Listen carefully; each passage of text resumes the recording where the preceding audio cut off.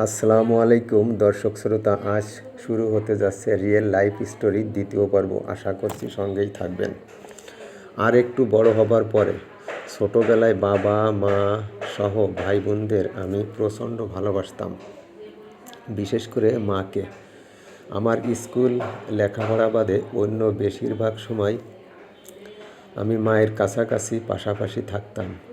মায়ের ডান হাত বাম হাত হিসাবে কাজ করতাম। এখন গ্রাম অনেক ডিজিটাল, চাইলে সহজেই হাতের কাছে প্রয়োজনীয় জিনিস পাওয়া যায়। 90 দশকের সময় গ্রামে বিদ্যুৎ ছিল না, পাকা রাস্তা ছিল না, সচরাচর দোকান ছিল না, অর্থাৎ হাটবার ছাড়া নিত্যপণ্যের জিনিস পাওয়া মুশকিল ছিল। তখন গ্রামের মহিলারা এই বুবুর কাছ থেকে ওই বুবু, ওই বুবুর কাছ থেকে সেই বুবু বিভিন্ন নিত্যপণ্য ধার নিতেন, আবার হাট থেকে ক্রয় করে আনার পর পরিশোধ করতেন। নিত্যপণ্যগুলো ছিল চাল, ডাল, ডিম, পেঁয়াজ, রসুন, মরিচ, তেল, লবণ ইত্যাদি।